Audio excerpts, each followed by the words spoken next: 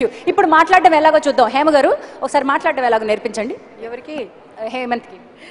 హేమంత్ పాప హేమంత్కి ఏం చేయాలంటే ఇది రేడియో స్టేషను, నువ్వు ఒక్కడవే ఉన్నావు, సో నువ్వు మాట్లాడమంటే మాట్లాడతారు, లేకపోతే మాట్లాడలేరు. Thank you Jhansi. ఈ లక్ష్మీబామ్ సినిమాలో నేను చాలా మంచి క్యారెక్టర్స్ చేస్తున్నానండి. నేను ఆల్రెడీ విష్ణు అంటే నాకు చాలా చాలా ఇష్టం. తనతో నేను చాలా సినిమాలు చేశాను విష్ణుబాబుతో. అలాగే మోహన్ బాబు గారి బ్యానర్లో కూడా నేను చిన్నప్పటి నుంచి యాక్ట్ చేస్తూ ఉన్నాను.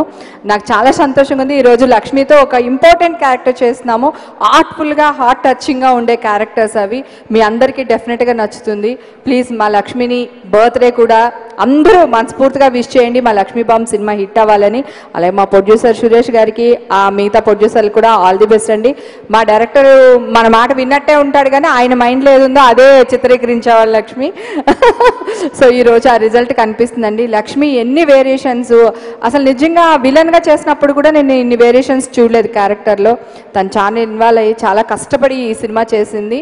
ఇది వరకు ఒక విజయశాంతి అనే క్యారెక్టర్ ఉండేది. ఎట్లా అంటే ఒక హీరో పవర్ఫుల్ ఉండే క్యారెక్టర్స్ చేయడానికి నాకు చాలా హ్యాపీగా ఉంది. ఆ ప్లేస్ని మన లక్ష్మి భర్తీ చేస్తున్నందుకు నాకు చాలా ఆనందంగా ఉంది. దేవుడు తన్ని మంచిగా చూడాలి అని మనస్ఫూర్తిగా కోరుకుంటున్నాను. Thank you so much.